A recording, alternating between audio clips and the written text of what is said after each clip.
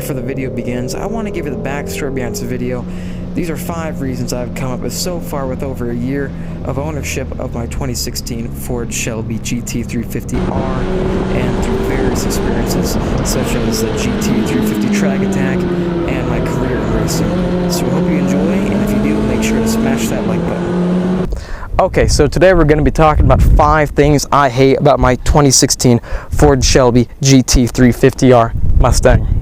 Okay, so reason number 1, it's going to have to be the ride height with the splitter in this car. Now this car rides insanely low on the front splitter, and countless people out there, including Jay Leno, have openly stated how they've torn off the front splitter on this car. Not just that, when you buy these kind of cars, the dealership has to install the front splitter because they ship without it. Go on like forums such as Mustang 6G, there's tons of people out there that are saying that the dealerships are installing them wrong completely and they're just falling off and breaking. As you can see in this clip, the car can get really low to the ground. So you just gotta get used to maneuvering the car over bumps and through dips. Then it shouldn't be that big of an issue. It's just something that you gotta keep an eye out. And sometimes it may not look that you're gonna bottom out, but you actually might. So it's just something to keep in mind, and it's always something in the back of my head when I'm driving this car. Watch out for dips in the road, potholes, anything like that. So that's just one issue in my opinion, but once you get used to it, it's not that bad. And plus the car is a race car, it's meant to be at a racetrack, it's meant to go fast. So you shouldn't be complaining about driving on public streets.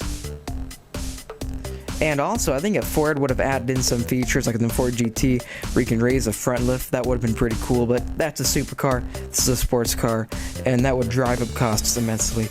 But it's just something to think about. Okay, so reason number 2 in my opinion is going to be the whole dilemma with changing the tires on these carbon fiber wheels. I've contacted multiple tire shops where I live, and they've all given me the same answer, saying they can't change the tires on those wheels, too much of a liability, too much of a risk if they damage them.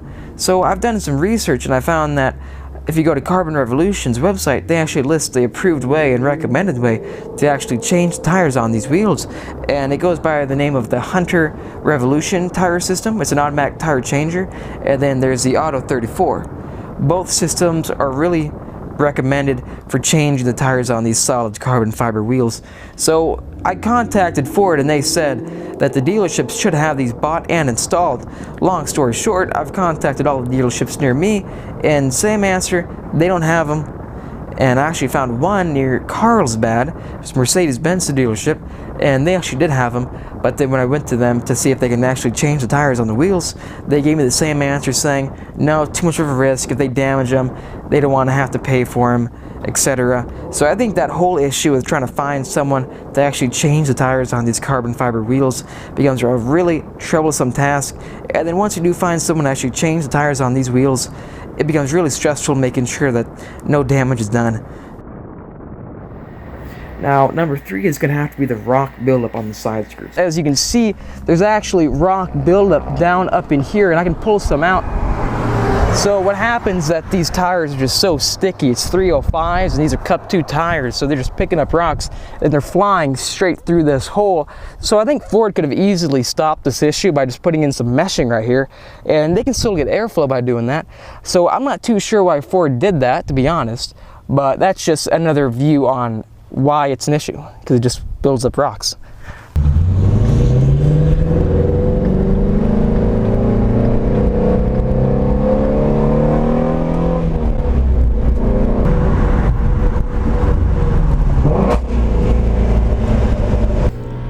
Moving on to reason number 4, I've got to say it's going to be the tire wear with these Michelin Pilot Sport Cup 2 tires. Now, we've gone to Laguna Seca, Chuckwalla, Willow Springs, and Auto Club Speedway recently, and most of the time the tires, they live the majority of their life through one day at the track. And then after that you check out the tires and you can see the rubber peeling off of it and burning, and it's because the car is incredibly hooked up. It corners fantastically. We even have footage of it cornering at 1.5 Gs. So I think that's pretty exciting. And I think that happened at Spring Mountain actually. We had our solo DL and it was recording all that data. And I think it's just a fantastic set of tires. It's just the tire wear sometimes, depending on where you're going and how hard you push the car, it just wears out super fast. And then, yeah, all tires do that, but then you got to think about how much these tires cost too. So about $1,700, then buy a new set, and then that cycle continues. I believe it's a pro and a con. You're getting the best kind of tires that you can get for this kind of a car. The tires do wear down really fast, but it's just something that you have to deal with the car. And in my opinion, it's an extremely minor factor.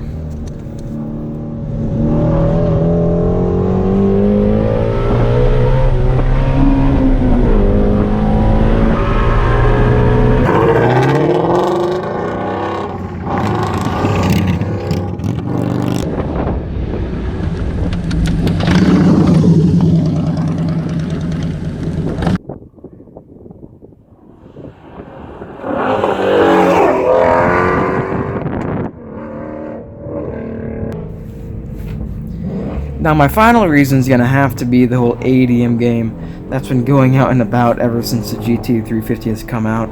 Now this has affected tons of people out there, mainly GT350 buyers and people that want to buy the GT350, because all these dealerships are trying to ask for insane amounts of money over, and they go by these terms of ADM, which is like markup adjustment, market adjustment, something around those lines. But I just don't think the dealerships should be allowed to do such a thing.